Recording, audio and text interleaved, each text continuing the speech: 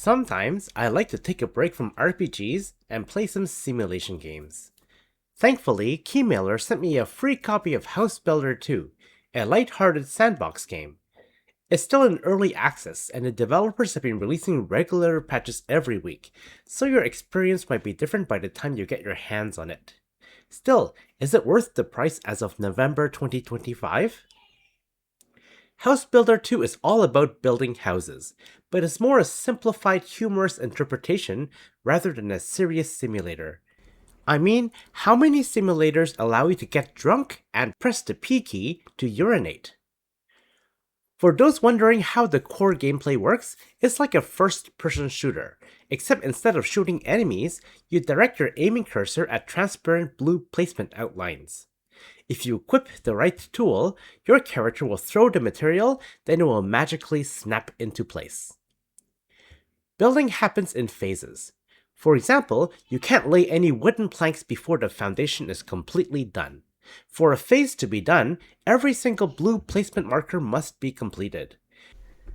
Finding the last prompts can be pretty hard, because they're usually tucked away in a hard-to-see area. Sometimes I have to move around all over the place looking for the last area I missed. Once all of the blue prompts are done, then the next set will appear and the required material will usually change. There are so many types of materials. Some houses provide the required materials near the worksite, while others require you to supply your own materials.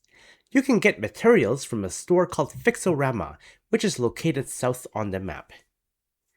The house is predetermined. This could be a good or bad thing depending on what you want from your sandbox game. The good news is that the process is drastically simplified and you don't have to think and plan much. The bad news is that creativity isn't only limited, it's non-existent. At least you can get somewhat creative with how you transport your materials. Your truck's bed can only hold so much material, and the material don't always nicely fit on the truck. Objects are affected by physics simulation, which means if you try to stack too much on your truck, your load will jiggle and bounce as you drive over bumps, eventually flying off onto the ground. Some building jobs have interesting mechanics that pleasantly surprised me. For example, one job requires you to put out the fire before you can start fixing the house. You need to run to the fire station, drive the fire truck to the site, and spray water at the house. I certainly wasn't expecting that in a house building game. The graphics are decent. It obviously lacks the polish of a AAA game, but it's got an indie simplified look. The art style is coherent, consistent, and has a charm to it. The biggest visual issue is the popping trees. As you get closer to trees, they become more detailed, but the transition is very jarring. The trees are already pretty low polygon, so we don't understand why there needs to be so many variations of the same tree. The music is awesome. There are 2 radio stations and both of them fit the mood of the game very well. I like how the music isn't too hard or heavy. It's a mix of extremely light rock and friendly country music. There are no duds in the track list either. I managed to play this game for a solid 7 hours before I ran out of jobs to complete. I feel the purpose of a sandbox game is defeated if the game just runs out of things to do. Sure, you can hunt for hidden tires and beer kegs, or fix up your late grandpa's old car, but once you do all that, there's not much left to do except to restart a new game. I also find it ironic that in order to get a new house, you have to buy one that's already pre-built. We're talking about a builder who can build houses for other people, but can't build his own house. Fortunately, you can buy furniture from a store for your house, but the selection is very limited. In general, money doesn't give a sense of freedom because what you can build is largely predetermined. Being an unfinished game, the game has a share of bugs and glitches. I expect them to be fixed eventually, but you should be wary of them if you want to dive in today. Plastering and painting are particularly problematic. When you plaster at the top of the wall, your virtual hands cover what you're trying to see. When you save the game, the plastering and painting progress isn't saved. One time, I was 90% done with a paint job, but then I accidentally right-clicked, which made me drop my tool. Probably due to a bug, I couldn't find the tool anywhere. I had to run to Fixorama to buy a new paint roller. When I got back to my site, all of the paint had mysteriously disappeared, and I had to start all over even though I didn't accept the game. In a separate instance, I lost 30 minutes of progress because I forgot to save, and the game crashed. The game does not have autosave.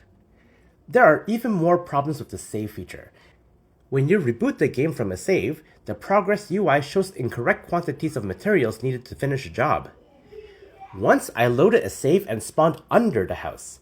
I was stuck inside, but thankfully this game has an unstuck feature that teleports you back to your own house.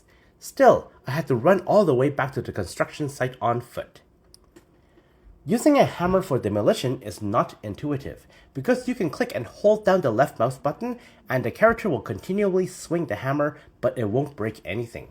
In order to break the walls, you need to repeatedly click the left mouse button instead of holding it down. The AI cars seem really unintelligent, as they can't avoid simple obstacles. I also find it uncanny how they drive 5 miles an hour.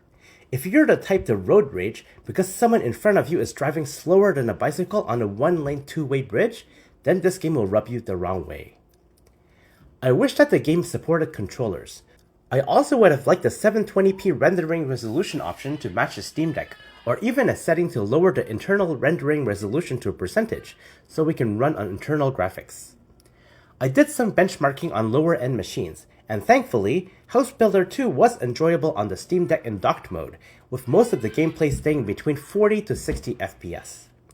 Unfortunately, the Intel i5-8700T with integrated graphics cannot hit anything close to 20 FPS.